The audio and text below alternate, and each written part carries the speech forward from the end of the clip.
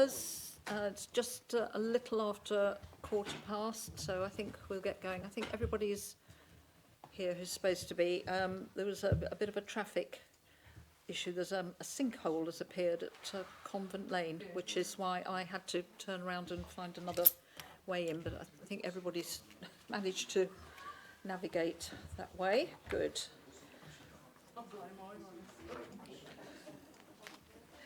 Right.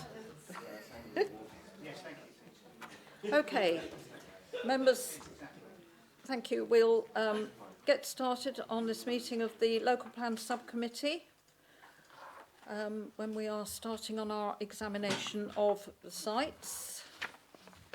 First of a number of meetings. Very nice to see you here this evening, and members in the public gallery, and also welcome to anybody who's watching us on the YouTube channel. So I have some apologies for absence. Apologies from Councillor Butland, who's been substituted by Councillor Schreer, from Councillor Martin, who's being substituted by Councillor Moyle-Thorogood, and from Councillor Ritchie, substituted by Councillor Prime. Everybody else who needed to be here is here. Declarations of interest. Could I please have the declaration of any disclosable pecuniary interest or other registrable interest relating to items on the agenda, having regard to the Code of Conduct for members and having taken appropriate advice where necessary before the meeting? Do I have any? No? Oh yes, Councillor Parker, I think you were first. Thank you, Madam Chair. I'm not sure if I need to declare this, but one of the sites in Witham is a car park that I would normally use. Thank you. Shake of your head. Thank you. That's absolutely fine. Councillor Prime. Yeah, thank you. Just for clarification and just to keep everybody informed, sites in relation to Braintree West, I was copied into an email relating to those sites which has been submitted to this panel. I haven't expressed any concerns about it. So you'll remain and yes. take part? Yes, absolutely Thank you. fine. No others? No? Okay. Minutes of the previous meeting, they were circulated this morning, I think, only from last week. So thank you very much to officers, for Alison in particular, for being very quick about getting those out, because we only met a week ago. Has anybody got any comments on those minutes? Anything they want to add, amend? If not, could I have a mover, please? Councillor Monday, and a seconder, Councillor Finken. A show of hands that everybody was happy with those. Thank you very much.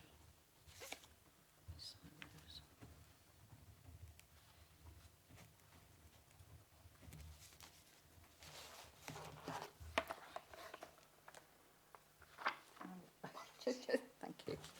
Right. Let's spread my paperwork out a bit more. Right. Item 4, public question time. I've actually just got a couple of things to say. To start with, just a reminder, there was an email that came around, I think yesterday, or maybe a couple of days ago, but just in case people didn't catch it, an item on Panfield, a map on a Panfield site, has snuck itself into tonight's agenda.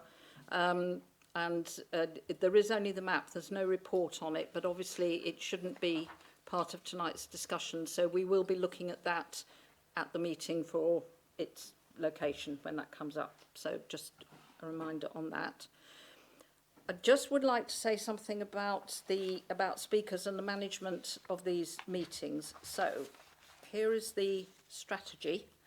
I'm going to bring speakers forward before the item they want to speak on, which is how we do it at Planning Committee. It's relatively straightforward tonight. We've got 3 speakers, all on Braintree and Bocking items.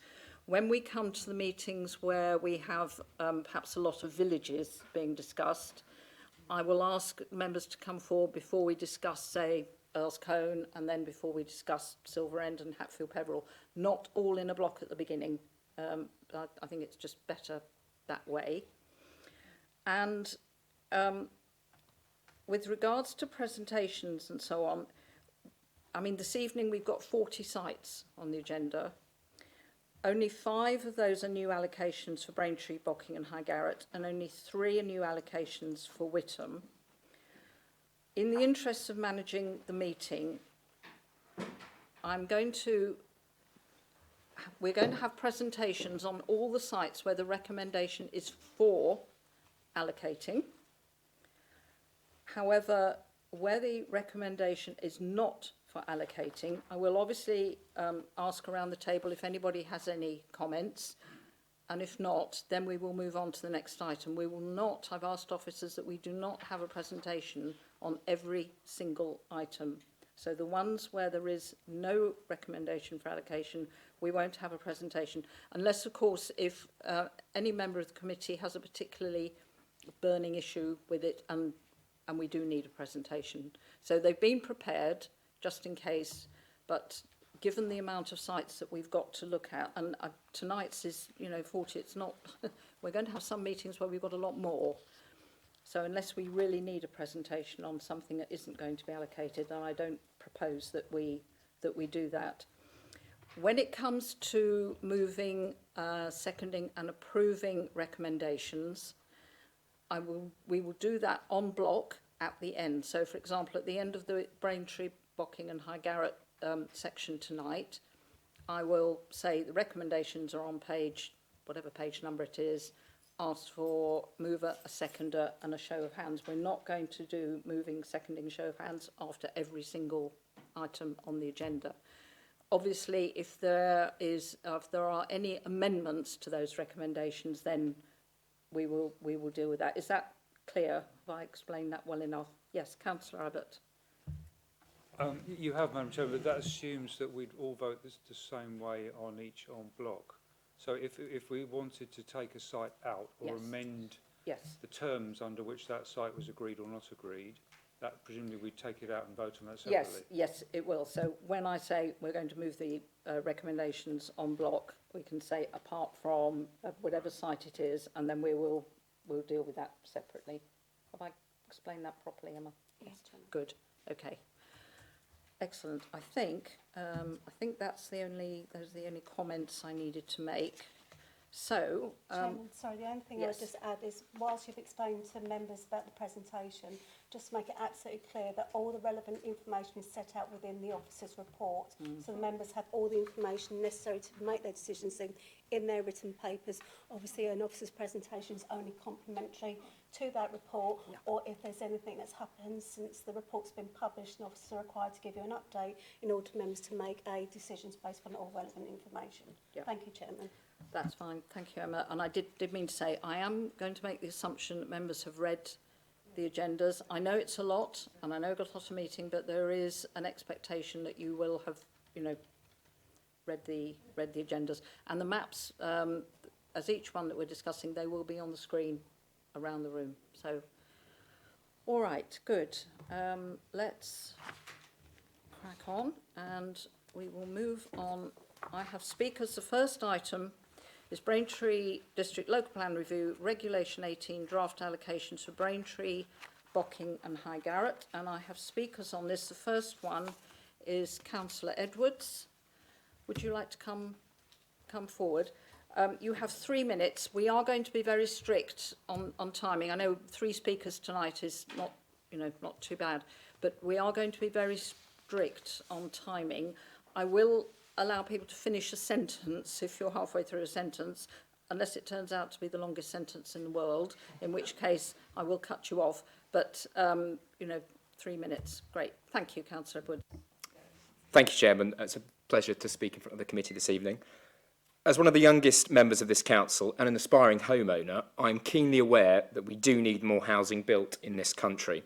Braintree must take its fair share of those, and the government's new target of 1,115 new homes annually will be a tough challenge for this council and this district. Delivery of new homes is essential, but we must also deliver the right infrastructure alongside them. Whilst the committee does not have the power to compel decisions on infrastructure this evening, I would be grateful if you could all be mindful of the burden even a small number of new dwellings put on existing road, health and education services when making your decisions. Overall, I believe officers have struck the right balance in their recommendations for this tranche of applications in Braintree and Bocking. I'd like to commend them particularly for the rejection of a number of sites around the Sunnyfields Road, mostly on highways grounds. When I was out speaking to residents on this road only a few months ago, I was struck by how many of them said that during rush hour, it was virtually impossible to get out of this road and onto High Garrett, something which would surely have been exacerbated by the construction of more homes on this road. On this basis, therefore, I am concerned that BOC N 2033, where 125 homes are proposed, will exacerbate the traffic issues on High Garrett. Speaking to residents up and down this road, time and time again, I hear about road safety issues with near misses where pedestrians and particularly children going to and from school have no safe crossing point. I hope that when any S106 agreement is negotiated, officers will take this into consideration. On BOC N 2042, I feel it's important that any development of this site should coincide with the potential development of BOC N 2034, the site between Broad Street and Church Street that's due to come before this committee at a future meeting, to limit any potential disruption to residents. If these sites are developed separately, developers should be able to justify why residents will have to be disrupted twice by what is essentially the same site. Turning to BCBG 2500, I am very concerned about the density of the flats proposed here. The hypothesised 6 stories of 26 units per floor, totalling 130 dwellings on that site, seems extremely high. I worry that a 6-storey building at that part of town, when most neighbouring houses, which are in a conservation area, and retail units, the 3 floors, will have a detrimental impact on that character of that corner of Braintree. Moreover, I am concerned that Braintree Town Centre will lose an area of free parking that is one of the last in the town, generating a knock-on fall in revenue for local businesses.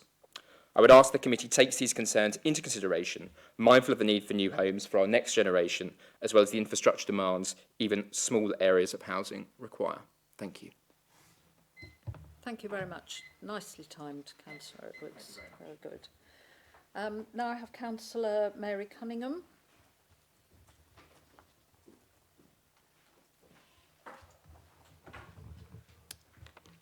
Good evening, and thank you for allowing me the opportunity to speak this evening.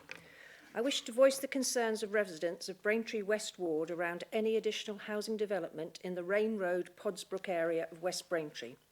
The 4 sites are listed as BRAW 2050 to 2053, and I am pleased with the officer's conclusion on these sites. One of the biggest concerns in correspondence to my inbox is around traffic congestion, speeding and pedestrian safety.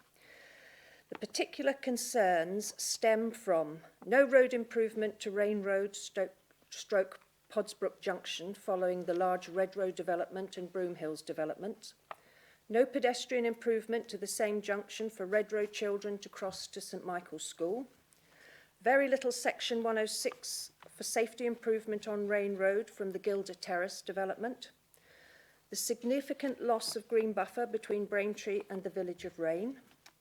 Some of the development is far too close to the Flitchway and we will see the loss of biodiversity. The failure of Essex Highways to seriously address the speeding issues that are continually raised by residents of both Braintree West and Bocking South on Rain Road, which will only be exacerbated by additional development. The very large development in the pipeline between London Road and Notley Road, 1,700 homes, where the present exit slipway westbound on the A120 will be lost to accommodate an entrance to this new development, forcing traffic leaving the A120 westbound to exit at Podsbrook roundabout, will undoubtedly increase traffic movements on Rain Road. The long-awaited new link road from the end of Springwood Industrial Estate is still no nearer development. I do not consider any development at the Rain end of Braintree West Ward suitable because much of the congestion in this area is caused by traffic which should be on the A120 but is leaving to avoid the Galleys Corner, Marks Farm junctions. Without the traffic infrastructure improvements, our town cannot cope with any sizable development, and this is without even considering school provision or school places or health provision. Thank you. Thank you, Councillor Cunningham. And finally, Councillor Jeffries, who is also speaking on generally, I think, on sites within the Braintree, Bocking and High Garrett allocations. Thanks. I think I'll be very quick if you've seen my statement, and I'm very grateful to the officers that have given me so much advice recently. And of course, I agree with much of what my colleagues have said about congestion, as I'm sure anybody that represents Braintree will know that.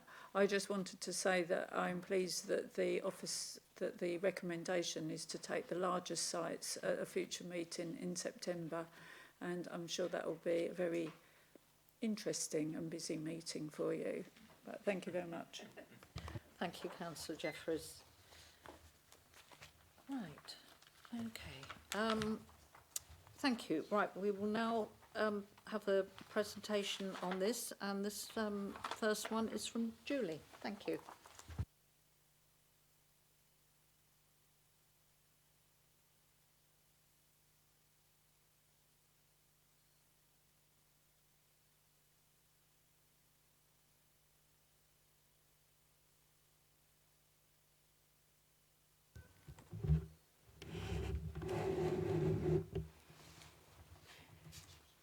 Pardon me. Good evening, committee. Before I begin, I would wish to draw members' attention to... Sorry, I can't really hear you. Turn the mic off that team and share your...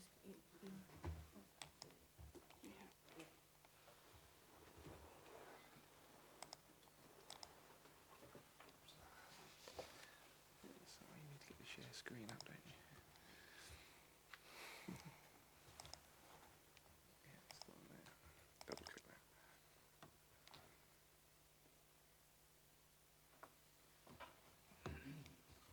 Okay.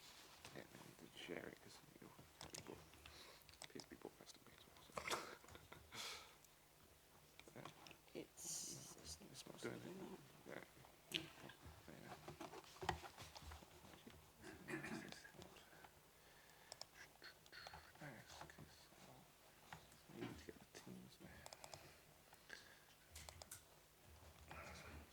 Yeah, it's a stream. Yeah, we're just trying to... Chairman, just while the officers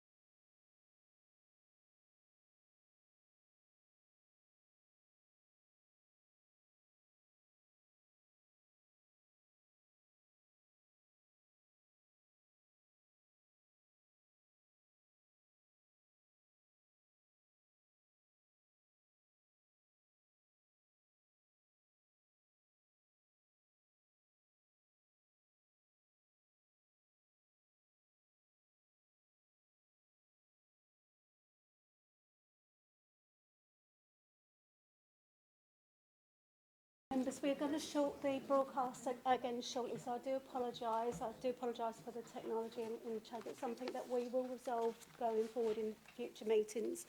Jack, could you start the broadcast? So for the member public who are watching this via the broadcast, and just give clarity to the proceedings, unfortunately we had to stop the broadcast to enable a technical issue with the Council Officer's IT presentation. There's been no discussion of any of the matters in that time where the transmission was taken down. Chairman, on behalf, could I just invite Julie to start her presentation? Yeah, thank you.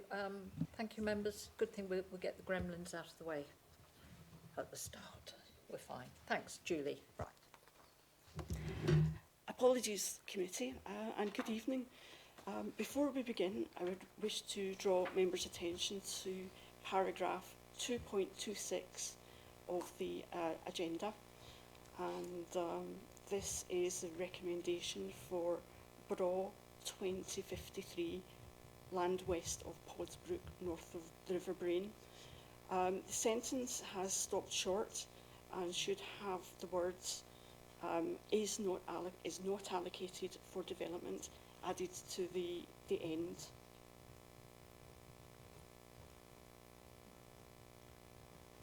Chairman, sorry, can I just confirm to the office of the members that recommendation is not a new recommendation, it is the recommendation that's been pulled through in paragraph 3.1.89, which is on page 26 of the report. So it's just an unfortunate typography that's not been pulled through from the body report, but the recommendation is clearly set out within the body. Thank you, members. Thank you. Okay. And the second one is paragraphs 2.13 and 3.77 of the agenda. These both relate to the same site, to BOCN 2038, land south of Highfield Style Road.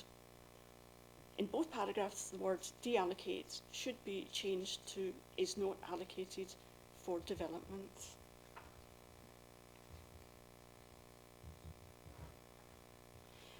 We have further representations on BRA 2053 located west of the cemetery.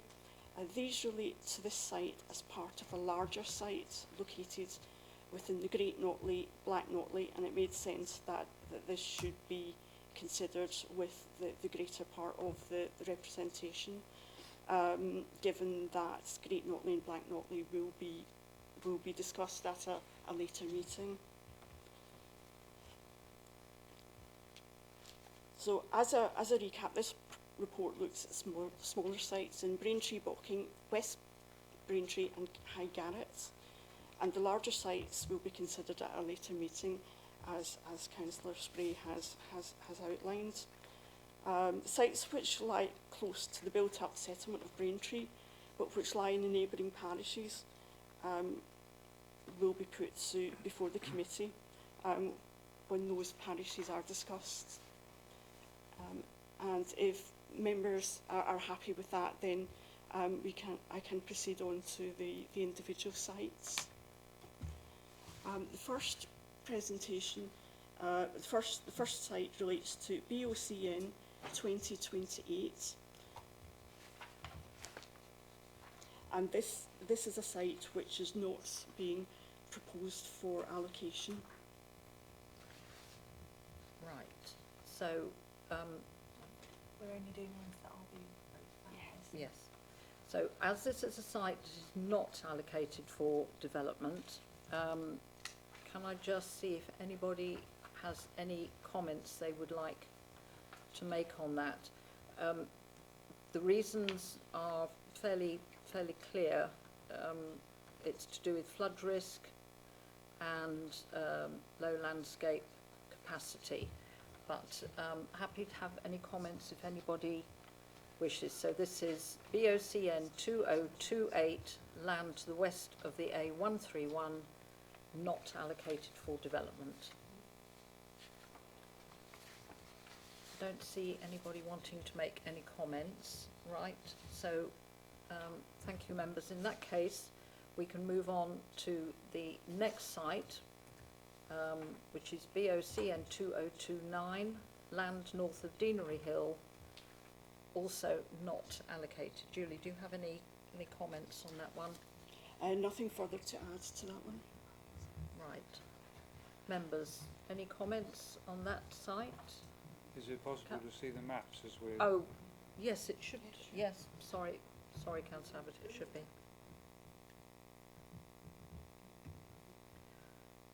This was a site put forward for housing and affordable housing development, but is not recommended for allocation.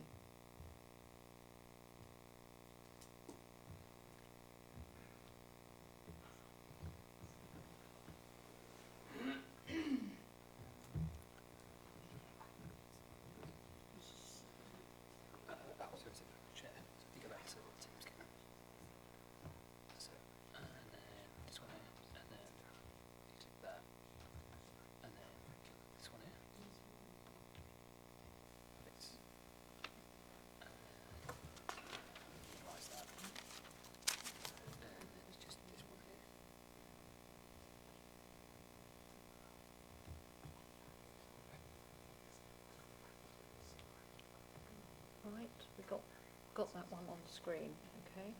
Land north of Deanery Hill.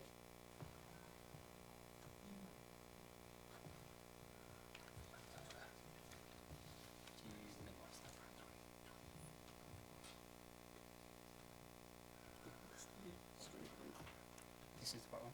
Yeah. Okay.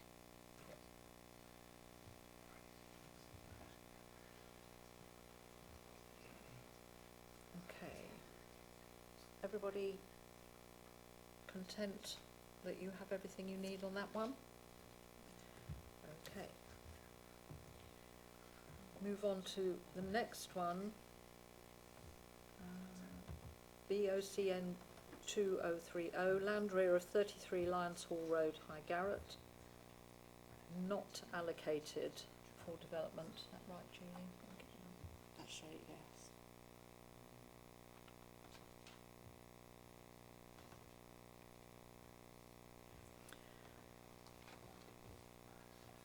This one, actually, members, is a large site, so it's for 500 plus dwellings, so this one will actually be considered in September or October.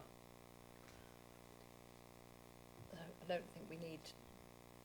Do you want to map up on that one? It's. Oh, well, it would, yes. Okay. What?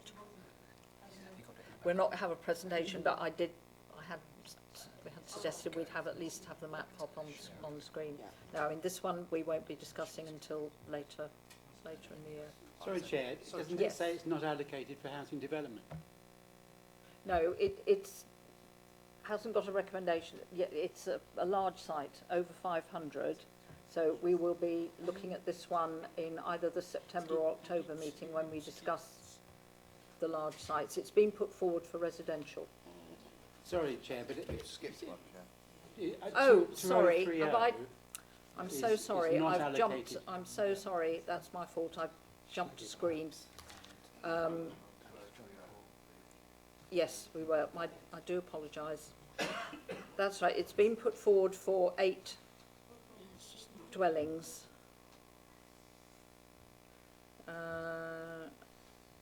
That could accommodate 15.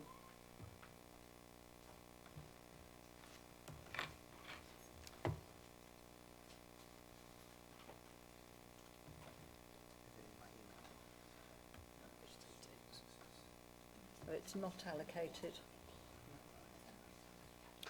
Sorry, I apologize.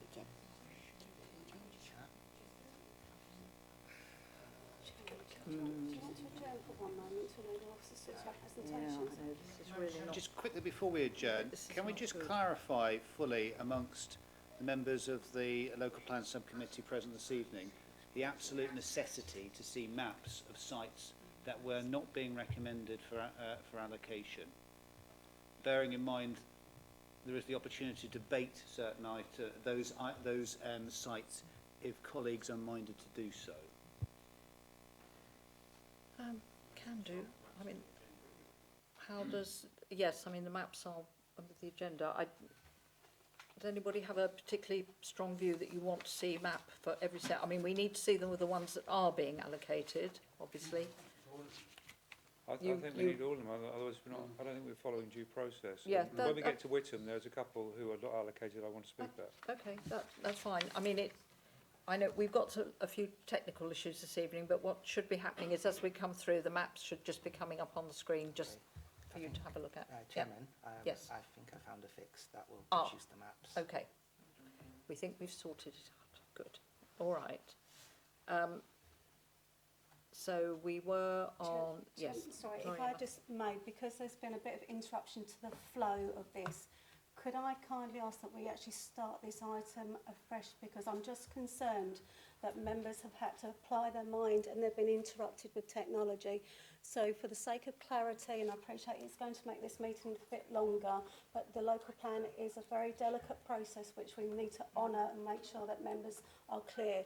So if I could just ask that we just adjourn the meeting just for one moment while the technology is resolved, and with your permission, Chairman, that we start this item again so members are completely clear. I do apologise for those who are in the public gallery. This is not how we like to run our meeting, but we do need to be certain. So, Chairman, if we may just stop for a few moments.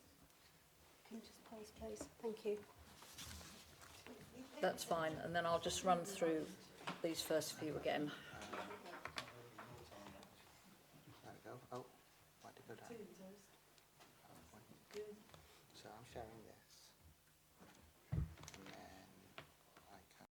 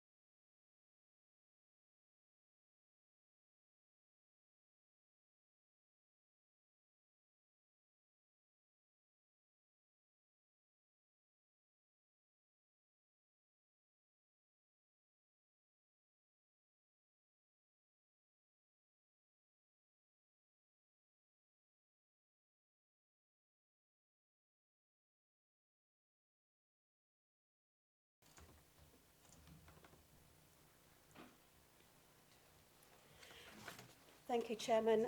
As the legal advisor to the governance arrangements on committees, this is the local plan subcommittee of 27th of May held here at Causeway House. I do apologise that we've had to interrupt the business in order to be able to deal with some technical issues in the chamber regarding the presentations. I can confirm there's been no further discussions while we've had to break the transmission for the YouTube broadcast. However, I am going to ask the officers to recommence the item so the committee and those who are watching this broadcast as a current and historical record can see that members have all the relevant information before them. I do apologise. This is something we will learn from very, very quickly, and we will make sure that we have measures in place for this not to reoccur. So, Chairman, thank you for your permission to make that statement. I now hand the meeting back. Thank you. Thank you very much, Emma.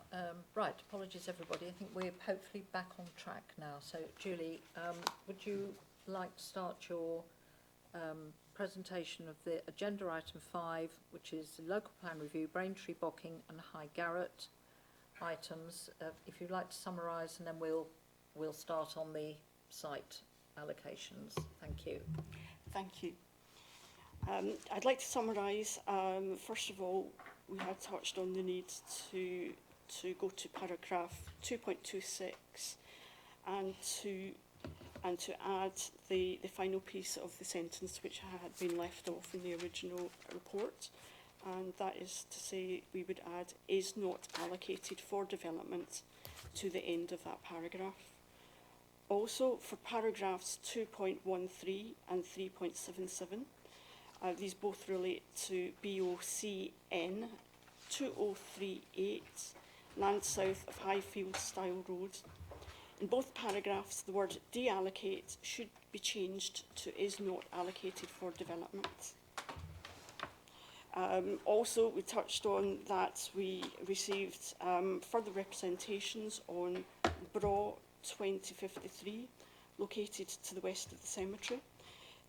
This relates to a much larger site, most of which is in the Great Notley, Black Notley area, and these will be considered with the greater sites of which they form a part. In accordance with members' wishes, PowerPoint presentations will only be given for those sites which are recommended for allocation. And as a recap, I think Councillor Spray has already mentioned that this relates to the smaller sites, with the larger being discussed later in the year, in September. And I think that more or less covers what was in the introduction. And if we start with BOCN 2028, land to the west of the A131, and this is not recommended for allocation. Julie, thank you. So as I said at the start of the meeting, sites which are not allocated, we won't have a presentation on unless anybody particularly has an issue and needs to see it. You have the map up on the screen. Does anybody have any comments on that one? No? Fine, okay. Thank you, members. So we move on to the second one. This is BOCN 2029, land north of Deanery Hill, and this is not proposed for allocation. Any comments, members? Give you a minute just to have a look at the map and remind yourself what we're looking at. No? No comments on that one? Thank you. Right, move on to recommendation 3. The next site is BOCN 30, the Grange, rear of 33 Lions Hall Road. Pardon me, that's 2030. Not allocated for housing or affordable housing.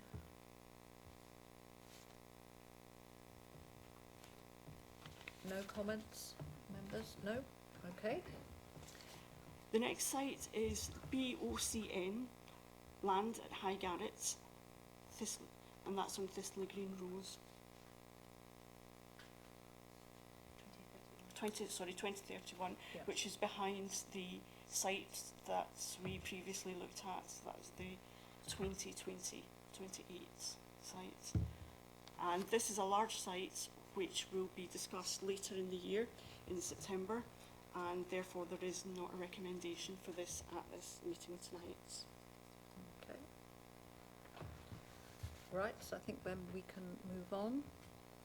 The next site is BOCN 2032, and that is land adjacent to the Coach House, Hanfield Lane, Braintree. So the first slide shows the general location and part of its wider location. This one, members, is allocated. So we will have a short presentation on this.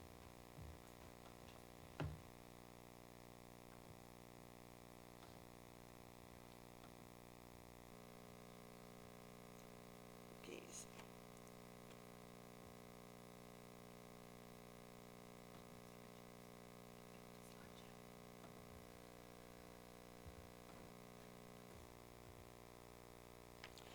So this slide shows the site and its general location. The site lies within Braintree's development boundary between two growth locations which are already allocated in the local plan and is served by a classified road. Slide 2. Slide 2 shows a photograph of the site, and that is looking towards the east. According to the Braintree Settlement Fringes study, which is being updated at the moment, it lies within an area of medium landscape capacity. And here you can see the site located within the adopted local plan inset map 1A. And there you can see the two growth locations. Slide 5 shows the site constraints. Within the site itself, there is an area of higher flood risk, predominantly flood zone 3A. The flood map here is the updated version, which was released in March this year. Development should be restricted to outside the area of highest flood risk. The other constraint relates to outside the site, and there is a protected woodland to the west, and there is a right-of-way to the north. And slide 6 shows the site along with other site proposed under the call for sites. For this site, a planning application has been submitted for 44 dwellings and is presently under consideration. And so in the report, whilst this shows 44 dwellings, this is an indicative figure only and may change as a result of deliberations on the planning application. And that is the finish of the presentation. Thank you, Julie. All right, members, this one is allocated. Does anybody have any comments at all? Councillor Parker.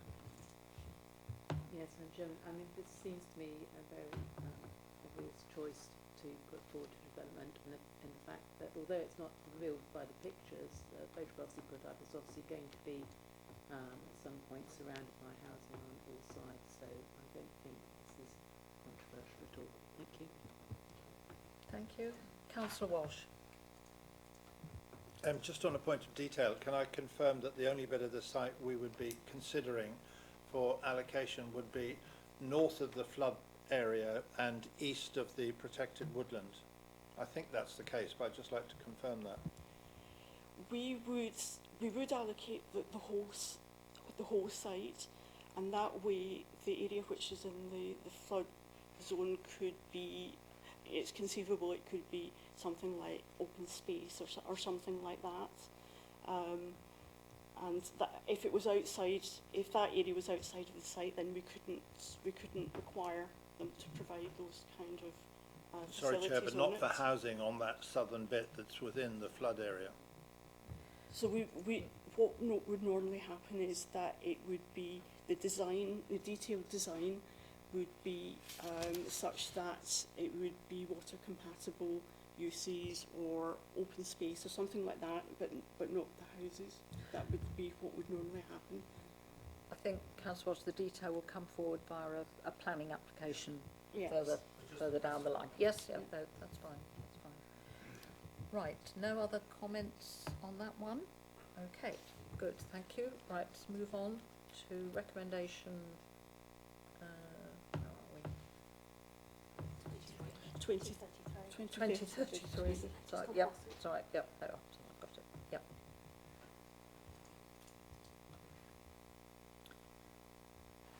And this is one that Councillor Edwards spoke on. Right, Julie. Yes, this is land on the east of the A131 High Garrett, and this is proposed for allocation.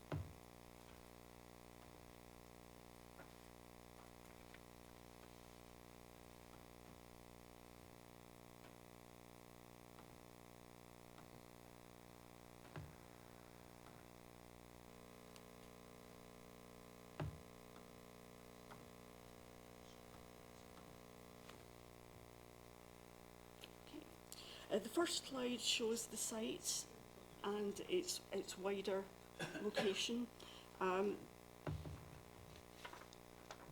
the other red areas are other sites that are shown in the call that are put forward in the call for site process. The site has been put forward for a mixed use, but housing-led development as described in the report, and including 125 houses, a SEND school, nursery shop, open space, allotments and landscaping, and that has been put forward by the landowner. The site abuts the northern part of High Garrett's development boundary. It's bounded on the south-east by an unclassified narrow track, which would be unsuitable for access. Therefore, access would need to be taken from the A131. In terms of constraints, there is an archaeological site at the northern tip. There is a building of local heritage interest and a listed building along the A131 bounding the site, and more listed buildings in the general area to the west and to the south.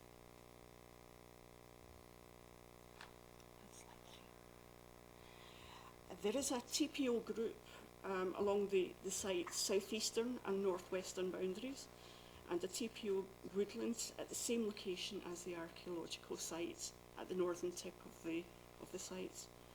Outside, there are a group and individual TPOs and properties bounding the west of the site. The site is shown in the settlement fringes study as an area of medium landscape capacity. The wider parcel has been described as having visual containment in the wider landscape because of tree belts, woodland blocks, and also as well as having connection with the urban fabric to the west. And the study describes the parcel as forming a natural extension to this urban fabric. It goes on to say that the development should be of appropriate scale to its location and low density surroundings. And that is the finish of the presentation. Thank you, Julie. All right, members.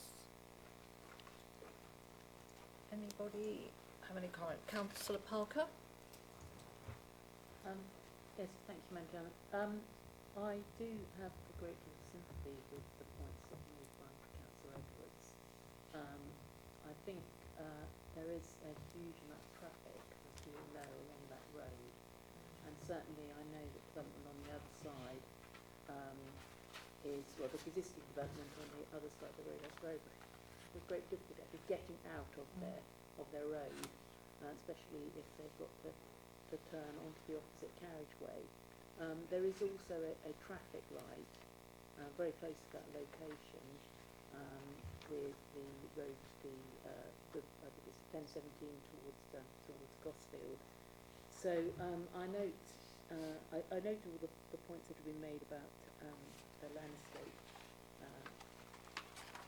how it can be contained within the landscape, and I note also that there is a reference to it being a third-tier village, but also on the other hand we do have to find sites for housing.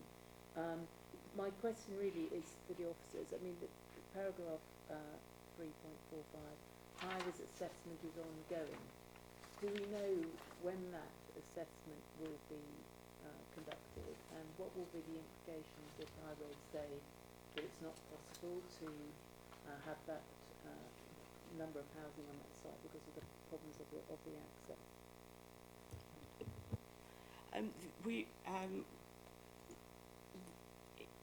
The work with the highways will take several months yet to come out, and we're working with highways at the moment.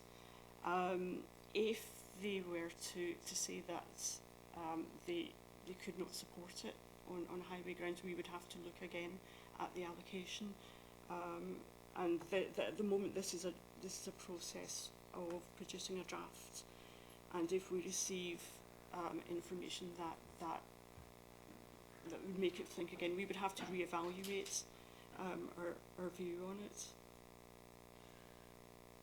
Thank you. I mean, there is the opportunity, as you know, Councillor Parker, to review any of these allocations during Reg 18 and further on the start of next year. Sarah, did you want to come in? Thank you, Chair. If I can help with the highways modelling, so some of the reason we've left the larger sites assessments to September, October time is because the highways modelling work should be concluded before we've got that. But I think one of the things to consider with this site is it coming forward with improvements to the existing road infrastructure at High Garrett. So that's one of the things that the highways officers are looking at in their transport modelling. Councillor Abbott and then Councillor Finken. Thank you, Madam Chairman. I think the reality is whatever we do in terms of allocating sites, we're increasing traffic somewhere. And I think we're in a catch-22 between we've got to do that and we've also got to find land for an enormous amount of houses. But I think in this location, we all know it very well, that has got a terrible safety record, that road. It's congested. I went along there yesterday evening and it was slow, and so whilst potentially it could be allocated, I think, you know, and hearing what others are saying, that it's traffic really and safety that's the big issue. My question is, if we draft allocate this tonight, are we actually putting a firm number on it, or can we say to be reviewed in terms of what the capacity and the traffic issues would come back with? Julie? The numbers which we include are indicative, and they can change. Yes, just to say to members, the minimum threshold is 10 for allocation, but yeah, everything else is indicative. Okay. Councillor Finken. In view of these concerns, I wonder whether it would be sensible for us to defer this allocation tonight to the meeting in September or October, and not agree to the allocation tonight. I'm happy to take advice from officers. I would suggest that, you know, it can be left in. We are waiting for, obviously, for an assessment from highways, so it can certainly be reviewed again later on, but I would suggest it's probably more practical to leave it in for the moment. It is, you know, this is very much a draft process, Councillor Finken, so nothing is, you know, set in stone. Yes, if I can help remind about the process. So we're looking at all the sites individually, and yes, we know that there are congestion, safety concerns here, and we know that the transport modelling needs to be worked through on this. What I would say is that will be completed in the autumn when we're looking at the large sites, and then at the end of October, the beginning of November, we are looking at the whole of the draft plan. So we will have those issues bottomed out and looking at that time. I think it's probably establishing that we're happy to consider that for further, subject to there being a satisfactory transport modelling evidence here, if that helps. I think it does, yes, Sarah. I mean, this is different to the planning where it's very cut and dried on an evening at a meeting as to whether we're granting or refusing. There is a lot of room for manoeuvre at this stage. All right, members, there are no other comments on that one. I think we can move on to BOCN 2034. Just remind us where that one is, Julie. BOCN 2034 is land at Dorwoods Hall, Bocking. This is a very large site, and it will be discussed in September. Okay. And therefore there is no recommendation. The recommendation is that the site is deferred to the later meeting. Good, thank you. Do you want to see? I've got a map. Yeah, there we go. Madam Chairman, could I ask a question? Yes, certainly, Councillor Abbott. It's potentially a controversial question, but I think it needs asking right now. Go on. And it pertains to something I raised at the last meeting. The council press released that officers were going to recommend 22 sites. I think it was 22. But we as members of the council don't know what those 22 are. So some of these sites which are being deferred could actually already be internally recommended by officers. I mean, would it be possible for us on a confidential basis to have a note, on strict confidential basis, to know what these 22 sites are?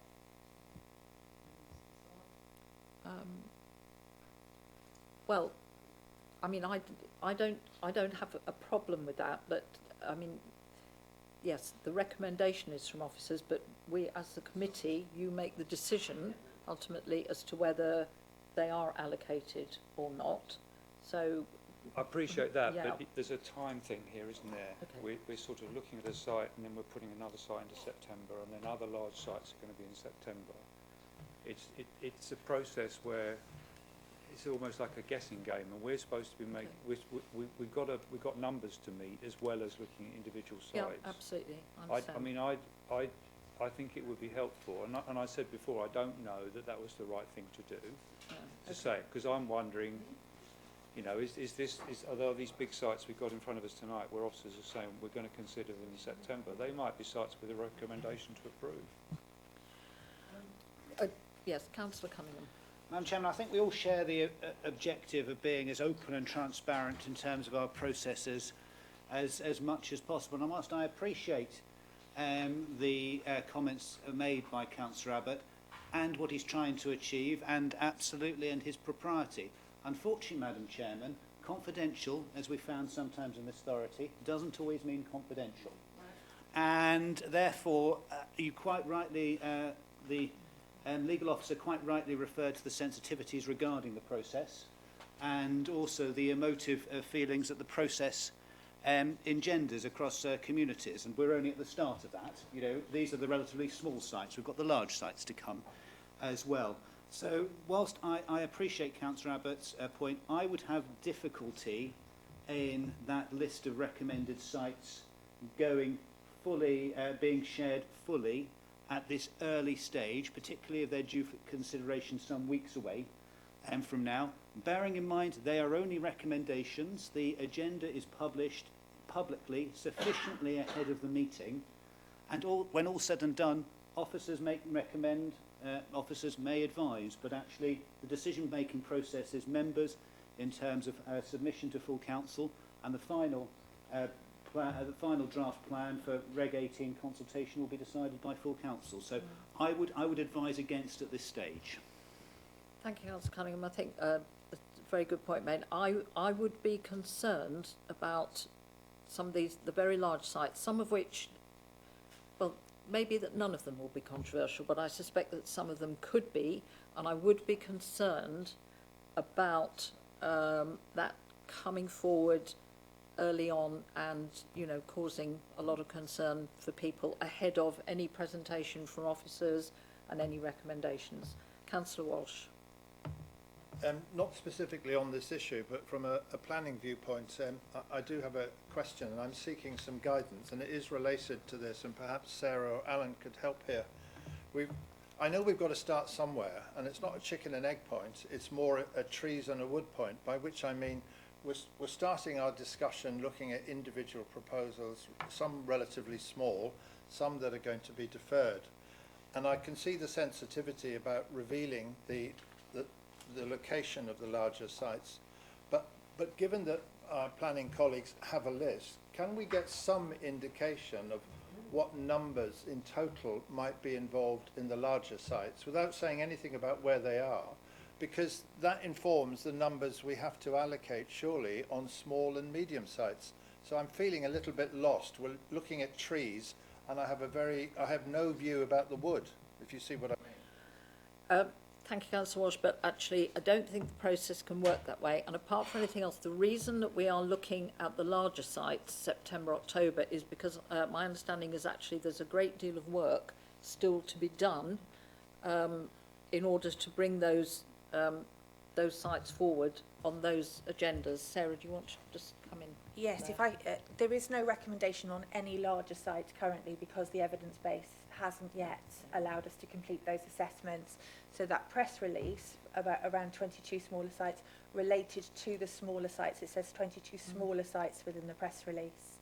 And sites of the larger sites are essentially over 500 units. So there's no large site with any recommendation on it. So there's nothing to release. And a lot of work still to do before they'd be even ready to come, which I say is why we put them to the back of September, early October. I think I'm going to draw this particular discussion to a close, I think, members, and move on. But there will be plenty of opportunity to discuss and debate these sites as and when they come forward. And just a final reminder, this committee decides, officers recommend, the committee decides, all right? Okay, let's move on to, I think we are on to 2035, Land 6 High Garrett, is that right? That's right, Yep, yes. okay. And this one actually cannot be allocated. It's for the site owners put it forward for 5 residential dwellings, which falls below the threshold for allocation. So unless anybody has any questions on that one, we can move on. BOCN 2036. Yeah, that's land north of Halstead Road, High Garretts, and this is not proposed for this is not being recommended for allocation. And I think the main key issues on that one are highways issues, which is why officers are not recommending allocation. Is that the slide up there? Yes, it is. Right, everybody okay? That one? Okay. BOCN 2037. This is land adjacent to Choates Farm, Panfield Road, Braintree, and this is not being recommended for allocation. And the key consideration on that one is the site's location is within the green buffer.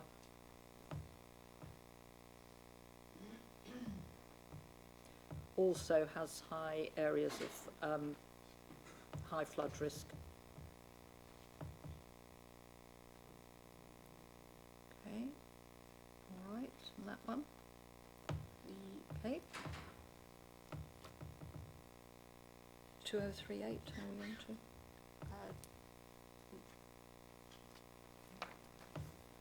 Yes.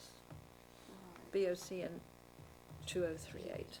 This is land to the south of Highfield Style Road, and this is not being proposed for allocation. Again, it's not clear that this site can accommodate sufficient numbers to reach the minimum threshold of 10, and instead, rather than encourage proposals coming forward for the 10 or more, we would prefer it came through the development control process. Councillor Bowes-Flint. Thank you, Madam Chairman. So can we have clarification, please, if this is just not being recommended for development or it's deallocated as it says in the agenda, because there is a difference. Yeah. This is not recommended for development. So,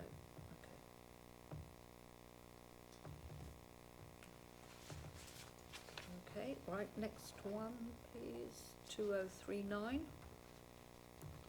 This is Southside Convent Lane, Braintree, and this is not proposed for allocation.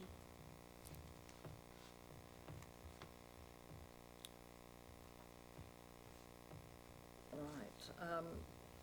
There are a number of reasons why officers are not recommending this one for inclusion. Flooding, development boundary. So, any comments? No? Okay. BOCN 2040. Willoughby's Lane, Bocking. This is not being proposed for allocation.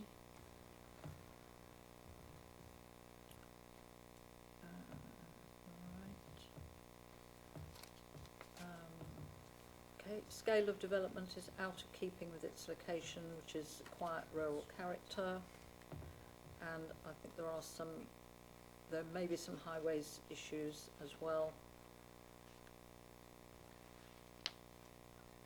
No, nothing on that one. Okay, BOCN 2041, Sweetings Farm, Thistley Green Road. This is not proposed for allocation.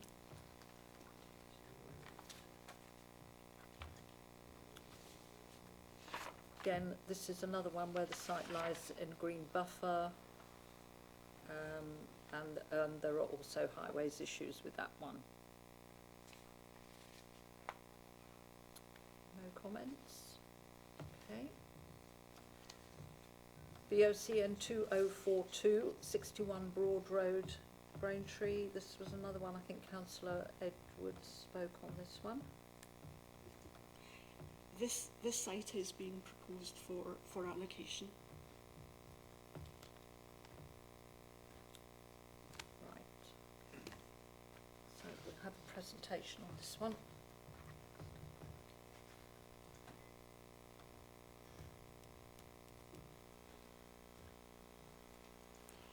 Right. This map shows the relationship of the site to the local plan.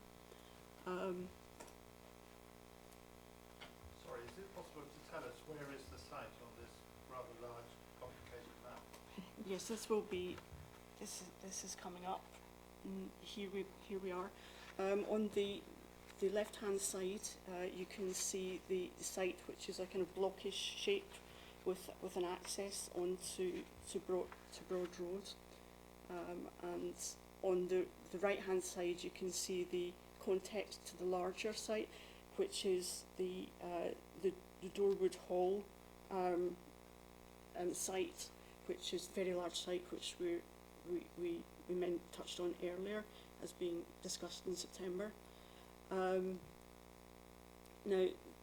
the bottom photographs show the front of the site, and you can see that the house at the front is the one which is shown in the map above it, and the adjacent photograph shows a little bit more of the access.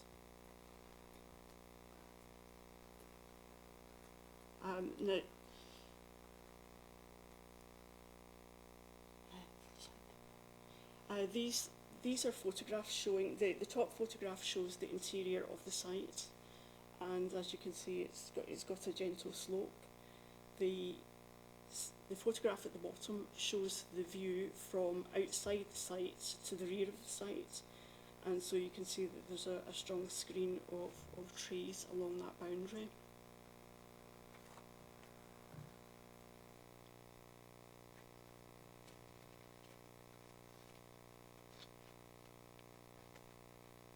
The next slide shows the site constraints, and as you can see, there's a TPO at the site entrance, and the location is within the critical drainage area, and therefore care would need to be taken with design. The next slide shows the settlement fringes study, and this is shown as being within an area of low landscape capacity. In general, this settlement fringes study state that it is sensitive to development due to its prominence on the valley side and plateau edge in short and long distance views, and that relates to both it and the wider landscape. And that is the finish of the presentation. Thank you, Julie.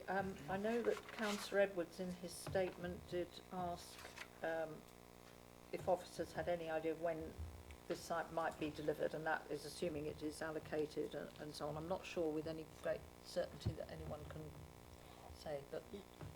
Yes, the applicant has stated that the timescale for delivery is years 1 to 5, and with a duration of 1 year to complete, to undertake the construction.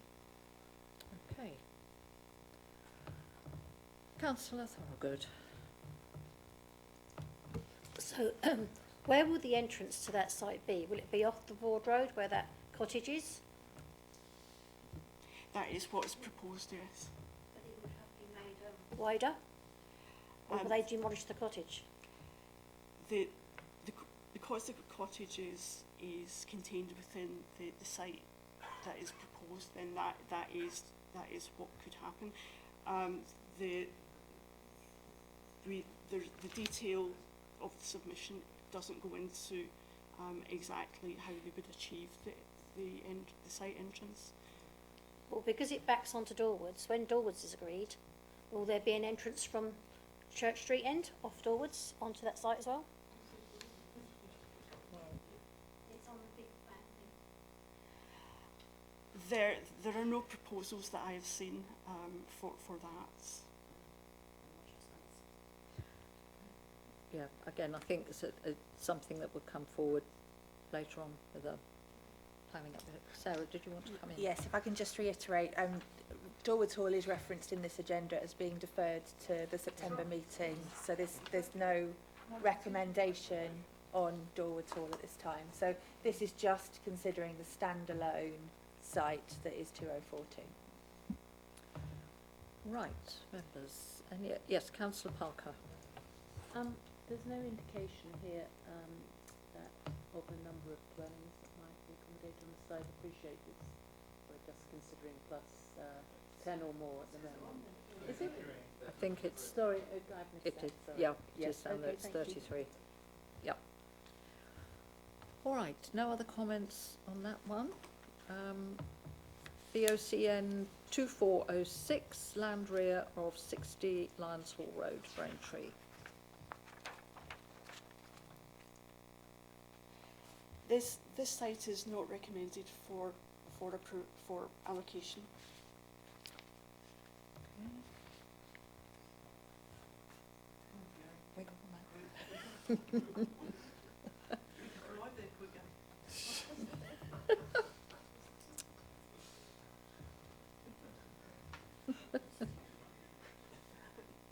Right, okay.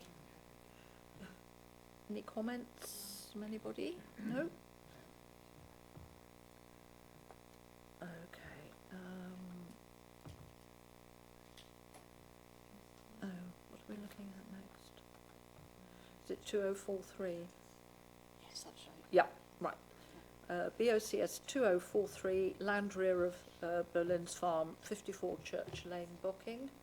This site is not recommended for allocation. There's a great deal of this site is covered with an area of flood risk. Yeah. Yes. Okay. All right. Okay. Okay. BCBG 2010, John Pease, Peugeot, Manor Street, Braintree.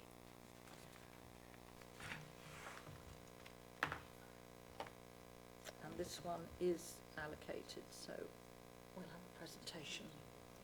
We could have a change of officers as well. That's okay. Oh, so, yeah, yes, of course, it's fine.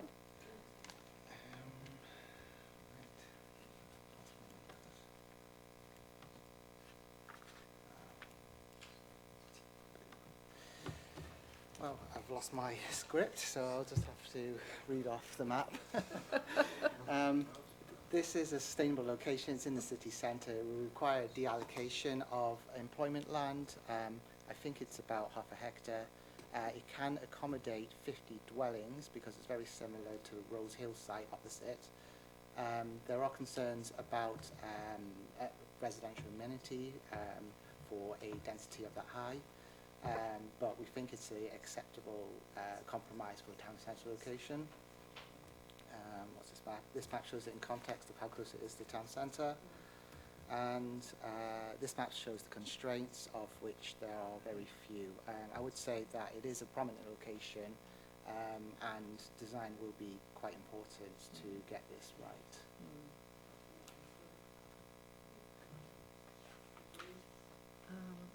Yes, it's just 16 dwellings, so not huge. Any comments, members? It is I think, quite a well-known, prominent site in the town. Yep. No, okay, all right. BCBG 2500, which is the B&M retail unit, Rain Road. And this one is also recommended for allocation.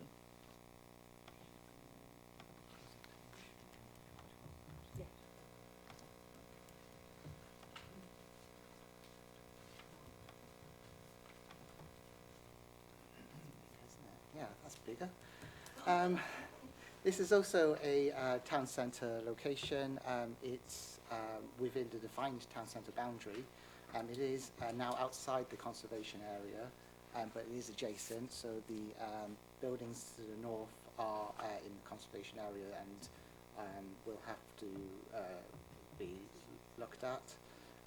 The site is also primary retail frontage, so the whole of the B&M frontage onto Rain Road, I believe, is primary retail frontage that we'd like to retain. The landowner has proposed 130 dwellings with just 200 square metres of retail.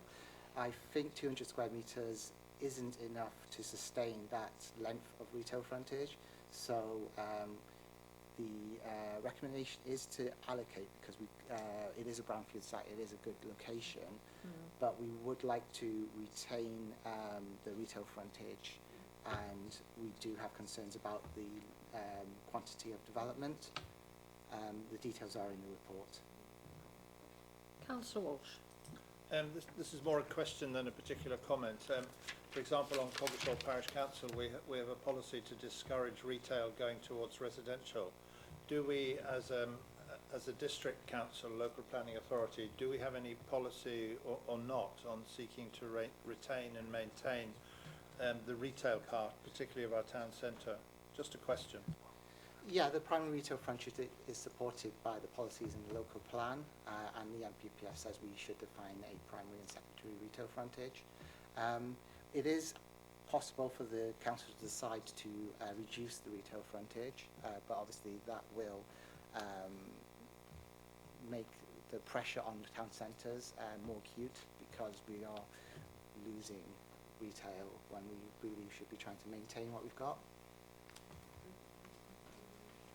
Okay. Councillor Finken. Yes, I mean, I think I share Councillor Edwards' serious reservations about this allocation.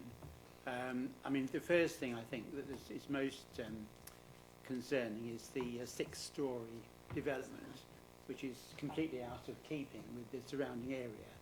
And as the officer has said, it's adjacent to the conservation area, and therefore we should consider the effect it has on the perception of the conservation area to have such a high-rise block or blocks in that location. I agree with what other people have said about the reduction in the retail space, and also the shrinkage of the town centre as a result. Councillor Edwards also, or I think other people have referred to the loss of free car parking near the town centre. But I think it's the scale of the development which is totally inappropriate for this site. Thank you. Thank you, Councillor Finkel. I'm just scrolling through. So the proposal suggested 130 dwellings, 200 square metres retail. Councillor Cunningham. Thank you, Madam Chairman. Crikey, I'm old enough to remember when that was B&Q many decades ago. I'm old enough to remember it was Sandpit Lane car park behind, and first experience of potholes, and certainly not my last.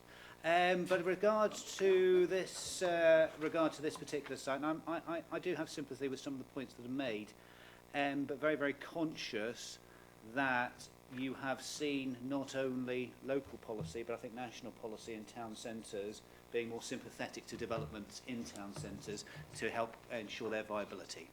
Unfortunately, traditional retail, which was taking an absolute battering before the pandemic, hasn't really recovered since. Traditional retail, novelty retail and specialist shops, they've obviously seen a bit of an upturn in growth. So there is a sort of regrettable balance in some ways that has to be met, that if you're going to keep town centres prosperous, the best way is to actually have more people living in them and spending time in them. I share the concerns over size and scale. What I would just like to ask, though, do we have any existing, emerging or any residual policy regarding the gateways into the town centre? Because this is one of the most prominent gateways actually into the town centre as you cross Pierfleet Way. I say this not just as a local resident, but also as the county member for Braintree Town Division. Is there anything in our policy, or is there anything that should be in our policy to protect the gateways into not just our town centres, but you could but attribute that to all our town centres as well, not just Braintree? Yeah, that's a very fair question. This is a prominent site, similar to John P's site. It has been identified as such in the report. The remaining policies we have really for design on a site-by-site basis is in the conservation area appraisal, and that will be a key document when considering this against the policies of the local plan. So we'll refer to what the recommendations in the conservation area appraisal are before granting permission. Okay, Councillor Bowes-Flint. Oh. Sorry. Thank you. Thank you, Councillor Abbott. I agree. I don't disagree with it in principle, but we need somewhere along the chain, which has just been explained, and I thought that was the case, because I would never, ever support a 6-storey building opposite those houses along in Main Road. Completely the wrong building in the right place, but the wrong building.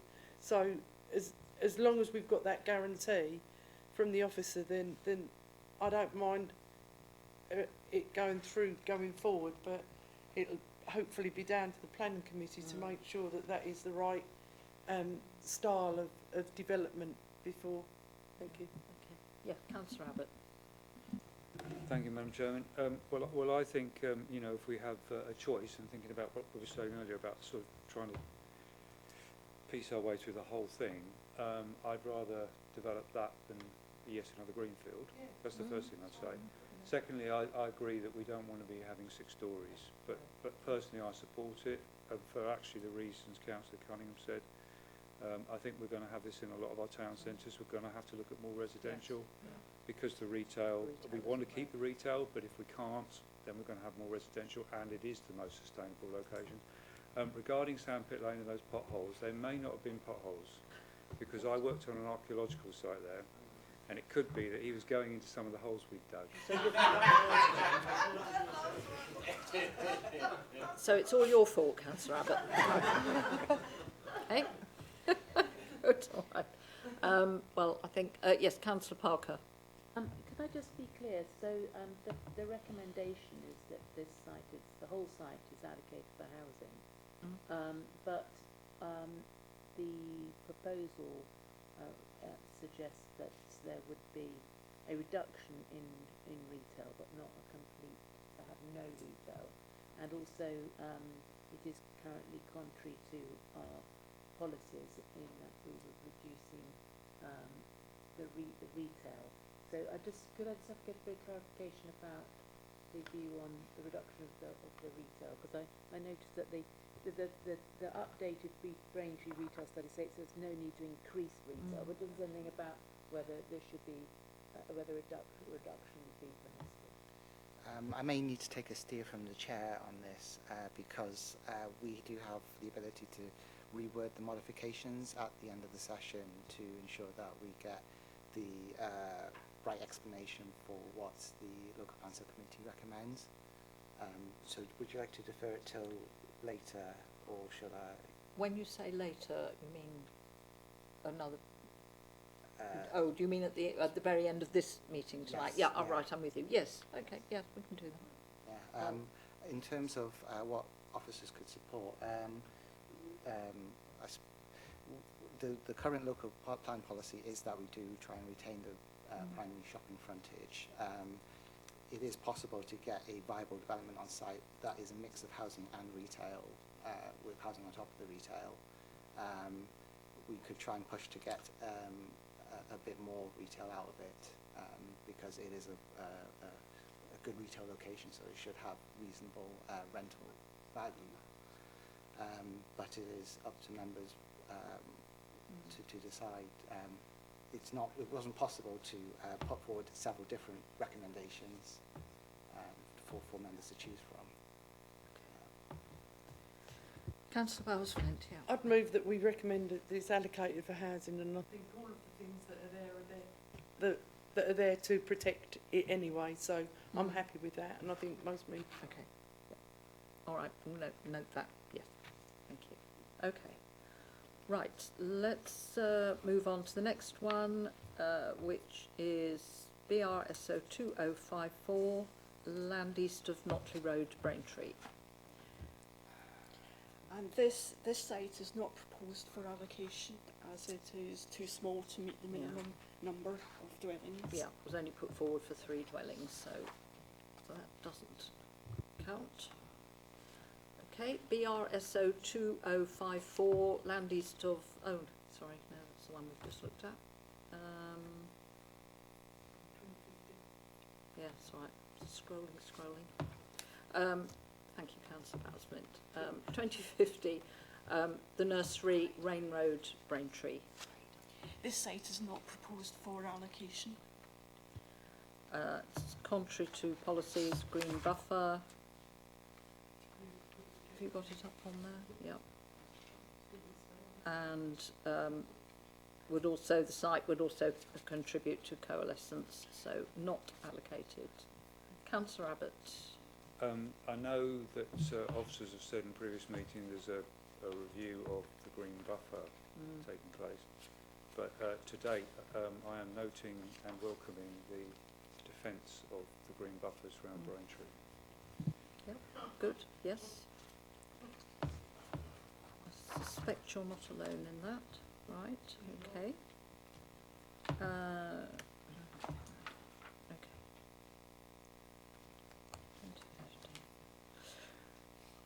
Right, next one is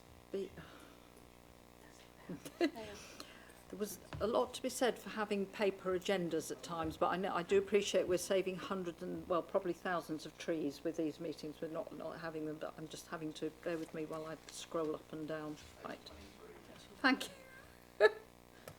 I've got, there we go. Right, got it. 2051, land south of Springfields, Braintree. This site is not recommended for allocation. Madam Chair, I'm very happy to move that it's not allocated for the reasons given, protection of the green buffer. Yes. And also keeping and enhancing the Flitch Way, which is a real hidden gem for those of us in this part of Braintree and Rain, and treasure it hugely. So for all those reasons. Thank you, Councillor Cunningham. That's noted. No more comments seconded. Right. Okay, good. Right. 2052, land west and southwest of Gilder Terrace, Braintree. This is an area that's well known to many of us on the planning committee. and this site is not recommended for allocation either.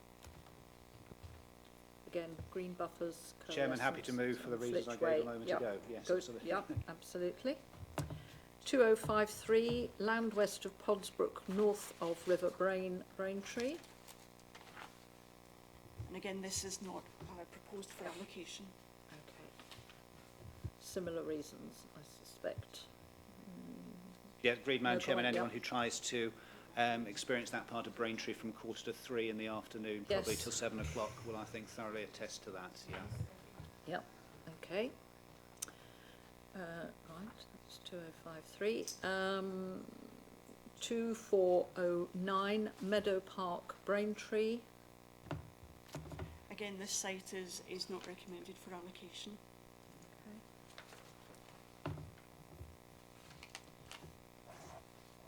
No comments? No. Okay. 2409. Whoops. Done. Hold on. Oh, right. That is right. That's the end of that one. So, members, we have good discussions. Thank you.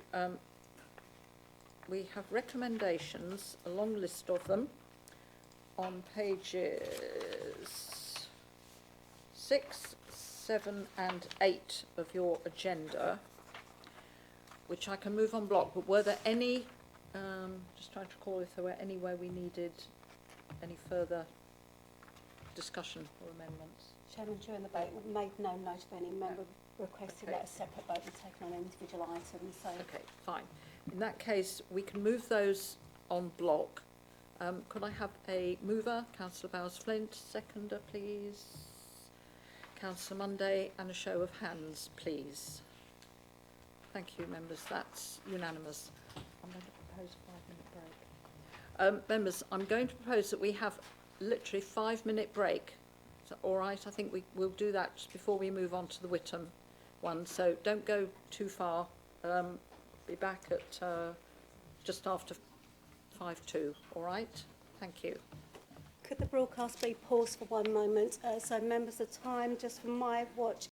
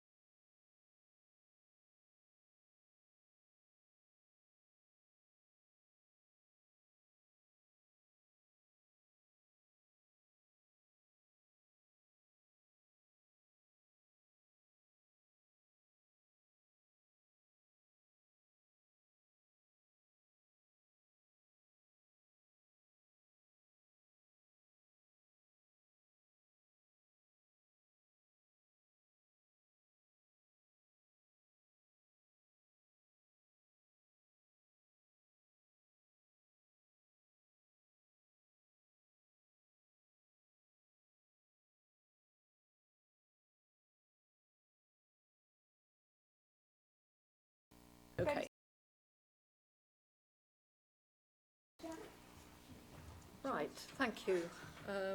Thank you, members. I just thought a short break was a good idea. So now let's proceed to agenda item 6, which is local plan draft allocations for Witham. This report and this session is going to be presented by Gary. You have an introduction and then we'll get on with the sites. Very brief introduction. Yep, that's fine. Brief is good. This report looks at smaller sites in Witham. Larger sites with capacity of 500 or more homes will be considered at a later meeting. That's the introduction. Oh, very brief. Good. Okay. Right, just a short errata. Site 2515, land north of Gershwin Boulevard.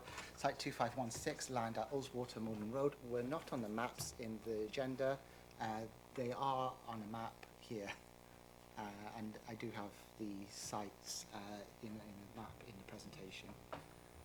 Okay, so Wood End Farm. That's site 2316, land at Wood End Farm. Although a 5.72 hectare site was submitted to the call for sites, much of it overlaps with the earlier consented site at Wood End Farm, Farmstead. After cutting out the contested areas, the remaining site measures approximately 3.2 hectares and could deliver around 78 dwellings, based on a density of 25 dwellings per hectare. It is classified as a sustainable location for development, being close to a main town and partially on previously developed land.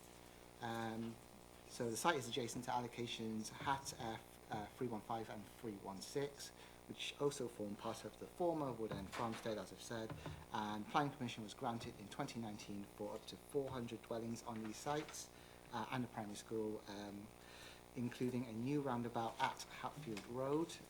It is assumed that this new access point would serve the proposed site, replacing the existing site, which is unsuitable. Comments from the Town Council and the Officer's Assessment are set out at paragraphs 3.37 to 3.41 of the report. Officers have recommended this site for allocation for residential use. Right, thank you, Gary. Comments, Councillor Abbott. Thank you, Madam Chairman. I wouldn't normally support something this far out of town on the edge of the countryside, but because it's effectively almost part of the 400, I think we can go with it. The only caveat I would have is that it's got quite a lot of trees on the site. I know that because I don't think this is an interest. It's nearly 40 years ago I supplied some of them. And I'll repeat my concerns about the access and the roundabout, which is going to remove that 150-year-old elm tree. But apart from that, I don't see a problem with it. Right. Could you also just confirm the site allocation reference? Oh, site allocation reference. Could you just 2316, land at Wood End Farm. Okay, right. No other comments on that one, right? We'll note Councillor Abbott's comments on that. Okay. Next one, Gary, I think is 2310. Is that right? Sorry, Land south of Bluntswall Road. Apologies, Chair. I seem to be following my own agenda. Oh, are you right? Can I dictate it? Yeah. Yes. Yeah. Absolutely. Yes. Carry on. Okay. If it's okay, the next site is 2252.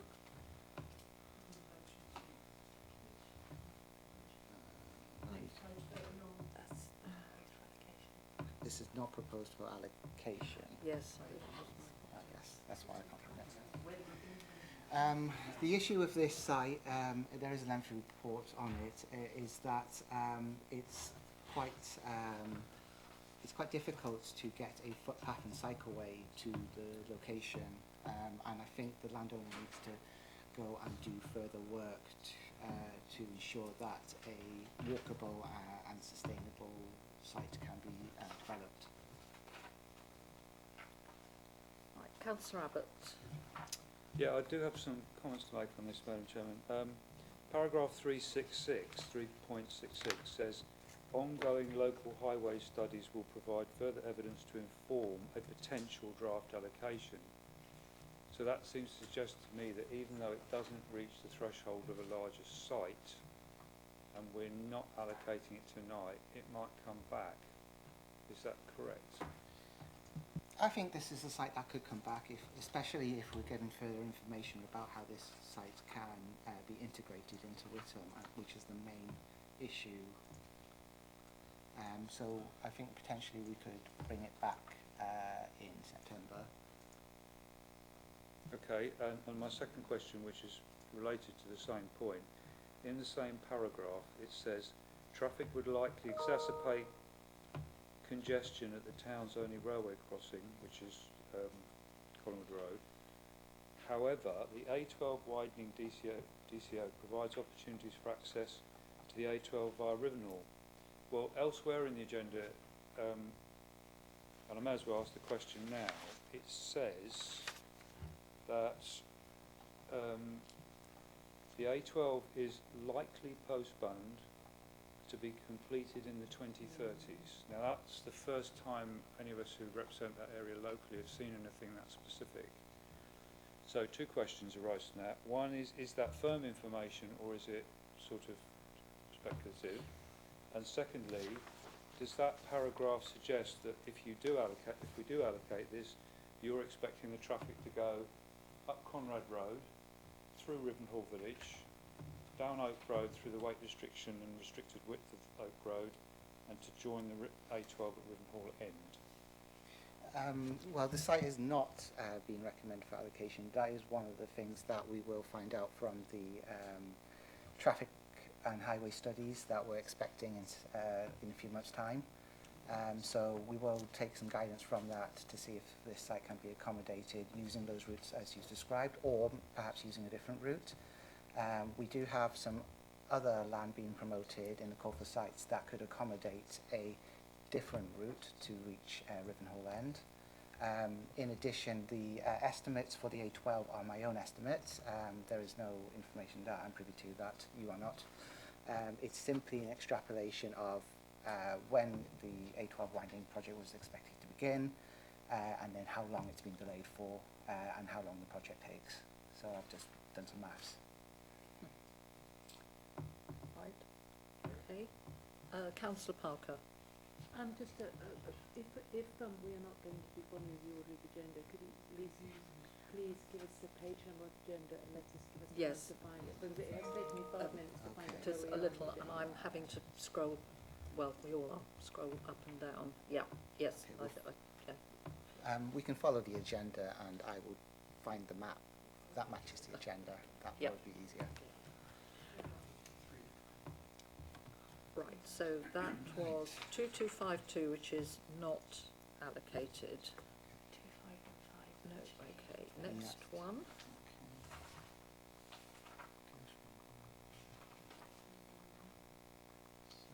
So if we go back to WITS 2515, and I'll find the map. There it is.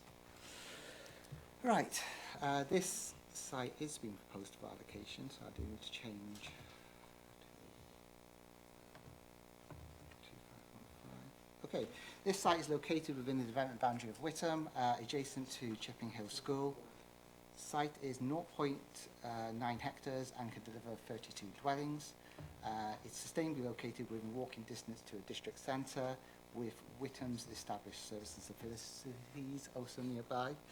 Access to the site is already laid out via Hawks Road.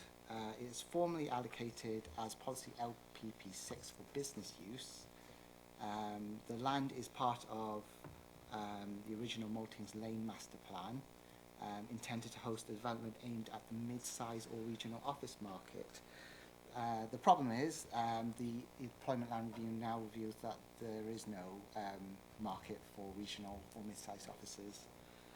The site has been derelict for quite some time, and the recommendation from officers is that it's removed from LPP6 business parks and allocated for residential use instead. Right, members, that's slightly different recommendation to ones we've had previously, in that it's being recommended for removal from LPP6 business parks, but allocated for residential. Councillor Coleridge, I think your hand went up. first. Thank you, Madam Chair. Yeah, I wanted to support the recommendation and also comment on the educational piece that I think Witham Town Council made a comment on and the officers have responded. There's actually 2 primary schools in quite close proximity to the current primary school that potentially the land could have been used to extend. And I would also suggest that any new primary school would be in the vicinity of where the newer residential development has occurred in Witham at Lodge Farm. So yeah, I think the recommendation from the officers is sound, and yeah, I would support that. Thank you. Thank you, Councillor Coleridge. I think I see another hand go up. No? Right, good. Okay, thank you, Gary. 2310.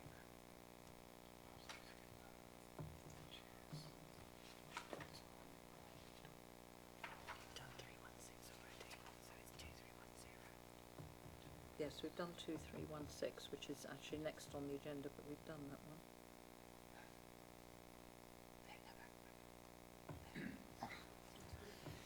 This site is not recommended for Okay, allocation. just say which one it is. Yes. we're looking at, please. Sorry, members. Right. Site WITN 2310, land south of Bluntsville Road.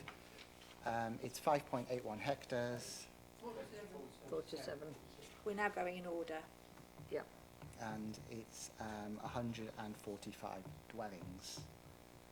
The main reasons for not allocating this is because of the access, which would require use of Bluntsville Road, which is a unadopted road, I'd like to say, and a protected lane once it goes a little bit further west of the railway line.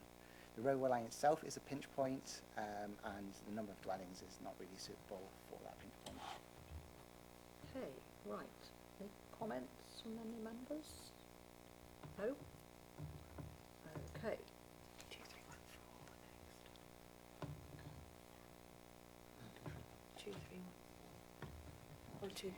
231. Yes, WITN 2312 is the next one, page 48. This is Cutthroat Lane Car Park. There it is, yes.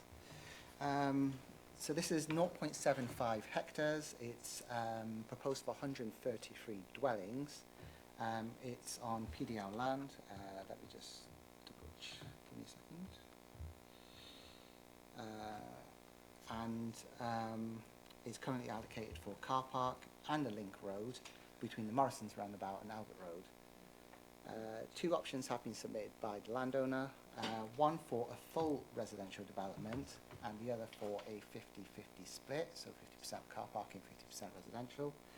Both suggest high density, mainly affordable housing, but the access is not specified, so I assume that the landowner is proposing to continue using Albert Road. The site is in a highly accessible location and relatively unconstrained in terms of heritage and character. Residential neighbours to the west are screened by an existing hedge and tree line, reducing visual impact. You can also do something like stepping back the western part of the site to be more in character. The site, the comments from the Town Council and the Officers' Assessment are set out in paragraphs 3.49 and 3.56 of the report.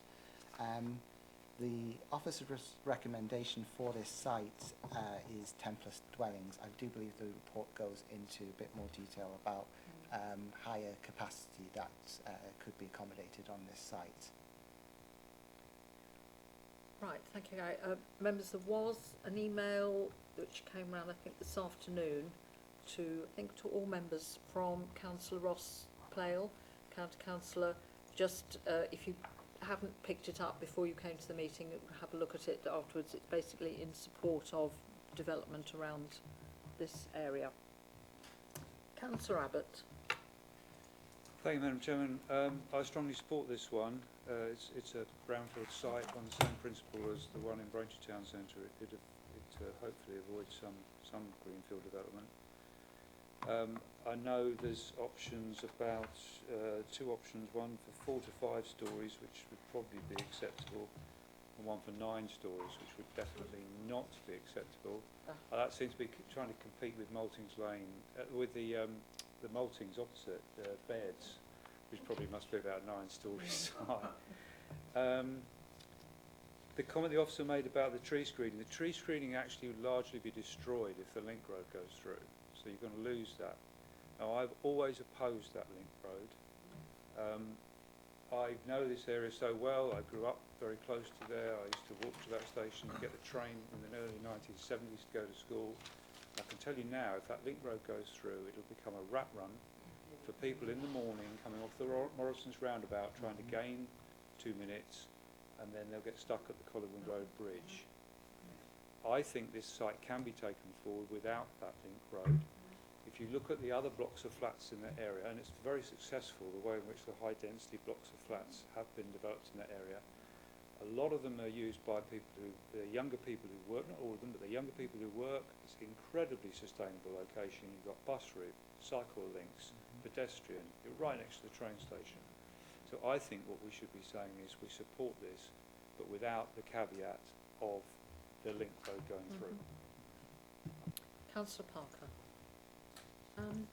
Yes, Madam Chair, this is a site, it's a car park which is used for people who use Witham station, and as I mentioned earlier, I'm one of those people who would park in that car park if I want to go to London, and whenever I park there, which is not at commuting time, but there are normally at least 100 cars parked there currently, that is the only thing there that may alter that may mean that some of the people who currently commute from Witham will choose to go to Bewley, which will free up some car parking spaces. But I'm just concerned that if we allocate this in this process, if we recommend allocation of the whole site for housing, that we may lose a really important car park on that side of the railway station. Thank you, Councillor. I appreciate the points. I'm just going to ask officers for review because my understanding, I think, is that we can still allocate this tonight, but those sort of details can be discussed, and if necessary, it can be reviewed later. Is that?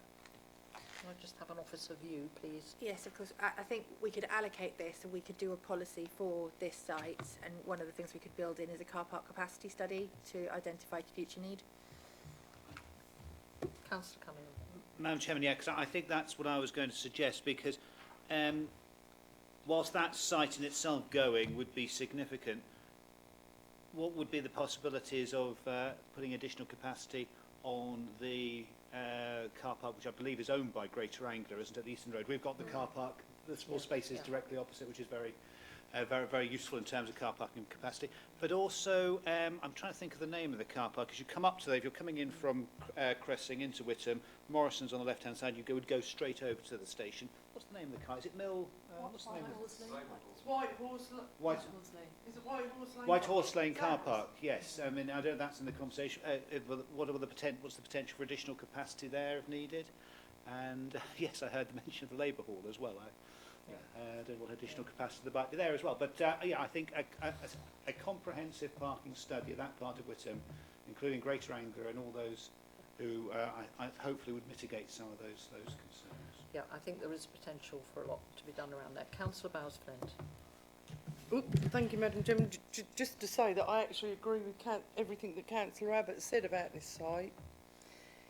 And I understand that a car parking study's got to be done, but it isn't the duty of this council to provide car parking for railway stations.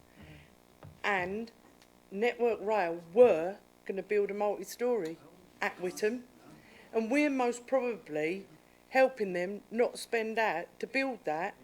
So I would suggest that we do take that into consideration as well, because they went as far as trying to get planning permission for it, but never went ahead with it. So, and that's because other people are providing the car park. Thank you. Thank you.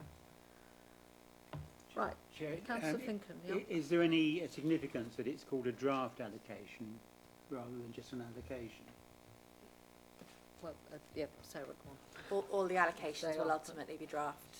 So this will go into a draft plan, which in November, we'll be back before you as a complete document, which will be a draft plan to go out to Regulation 18.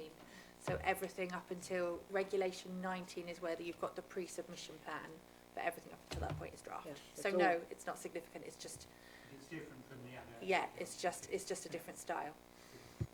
Okay. Councillor Abbott. Thank you, Madam Chairman. I'm getting that officers are picking up on the points others made, but my point about that link road, are we going to include that? Because I must emphasise again, from decades of local knowledge, that will just become a rat run. Albert Road is currently quite a quiet residential road, apart from when the trains come in, and it will become a peak time rat run. There's no question about that. People queuing at the Morrison's roundabout will dive through there. Also, Cutthroat Lane, the wonderfully named, is one of the most sustainable routes to the town centre there is currently.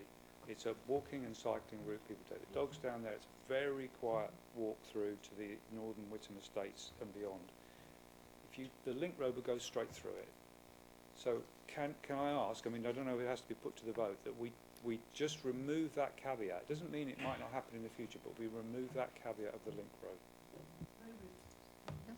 Yes, right to move it. The second of Councillor Fowles. And can I have a show of hands for clarity on that, please? Yeah, thank you. Right, yes, that's fine. That is fine. Good. Can we move on to the next one? Next one is WITN 2314 Land at Blue Mills Hill. I think it's that one. Yes. This is 11.7 hectares. It's capable of accommodating 264 dwellings, or around about that. It does have noise issues from the A12. The A12 will require a strip of land to the north of the site. It's accessed via Blue Mills Hill just before Blue Mills Bridge, after the traffic lights.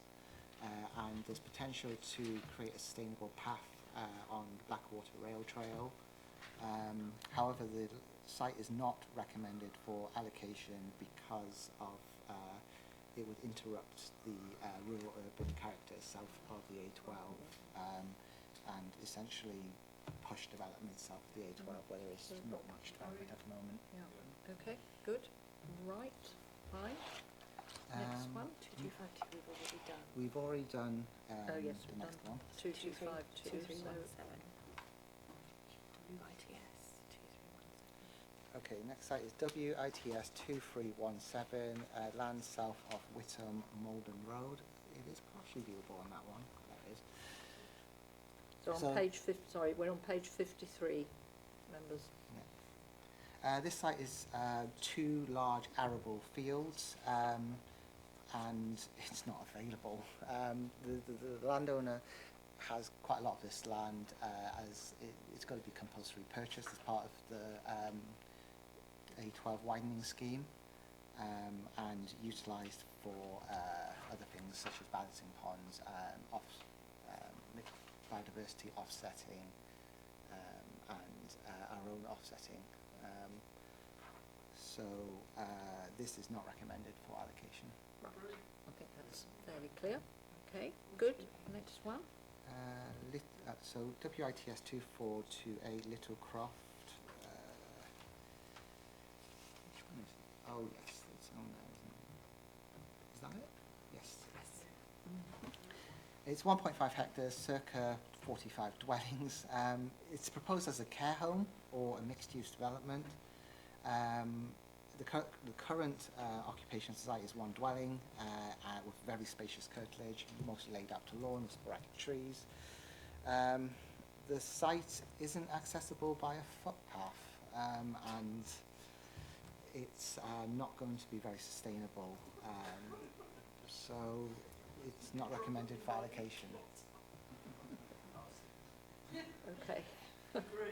All right. Okay, thank you, Gary. Right, move on. Site WITN 2313 Whiteheads. Oh yeah, okay, it's right back here. There it is. Is that, okay, so this site is about 80 dwellings. It's much less than the land shown. This land is 8.5 hectares, and I think it's proposed for. No, there's no affordable housing on this proposal. Okay, so it's just a regular housing proposal, but it's an isolated site. There's nothing really around it, so we can't recommend this. Okay, Councillor Abbott, you've got your... Yeah, just to say, I mean, I think this is one of the more, what's the right word, extraordinary sites.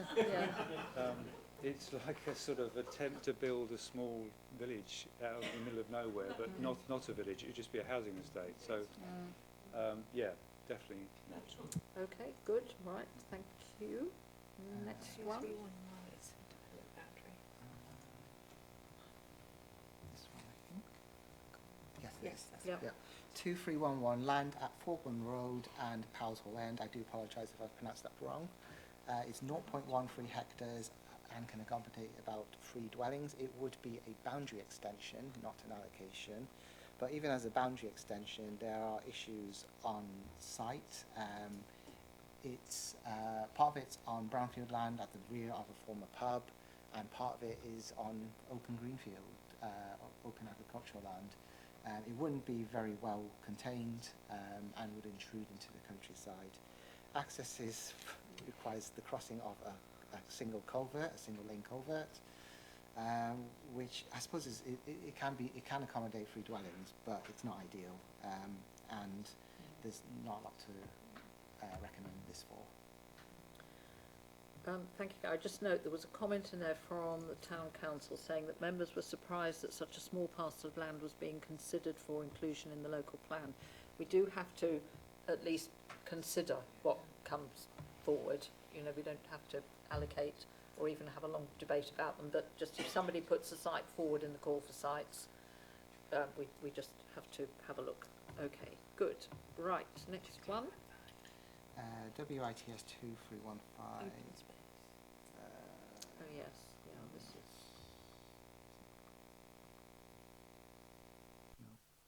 No. Oh, I've run out. Go back. I will have this in the correct order next time, members. Don't worry.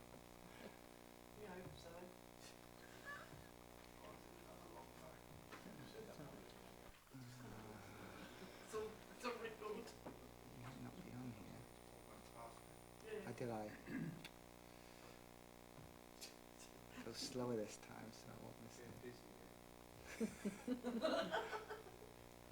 not this one. Yep, two.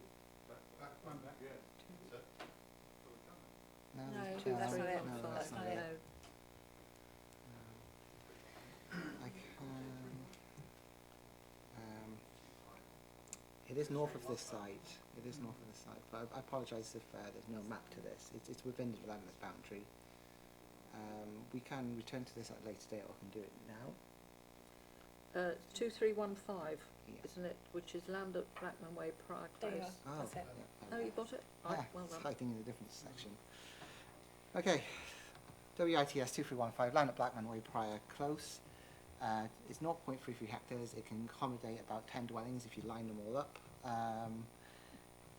It's currently designated open space. The applicant hasn't indicated where they would find replacement open space, and access would be via Blackman Way between a couple of houses, and it would sort of fill in a bit of space between Blackwater Rail Trail and the existing line of development.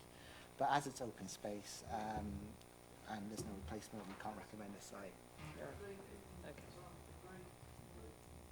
Right, good. Next. I think is This site is recommended for allocation. It's 2516, which is Oldswater.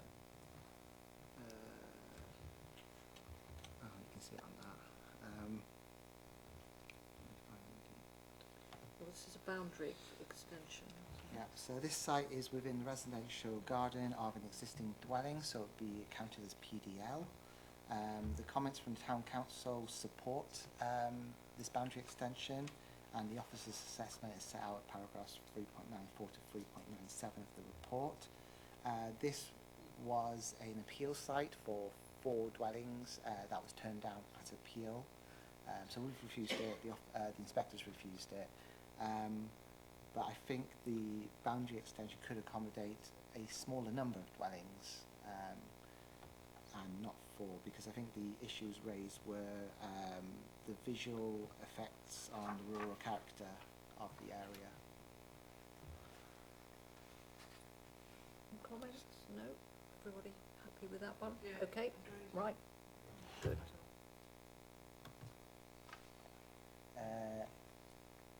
And that's all the sites, members. So recommendation 13 is to retain the existing allocations in the local plan and approve the policy maps for Witham South and Witham North in Appendix 1. Right. With the addition of The link, Rabbits.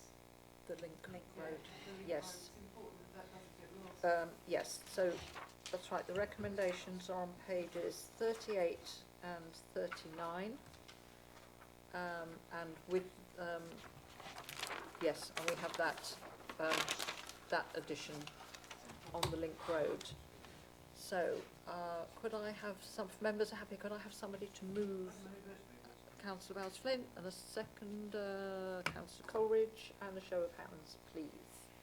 That's unanimous. Thank you very much, members. That actually brings us to the end of tonight's agenda. We've got no urgent business, either in public or private, so I'll close the meeting at 9:30. Thank you very much, members. Sorry we got off to a slightly stumbly start, but we'll make sure we get it sorted out. But well done, thank you.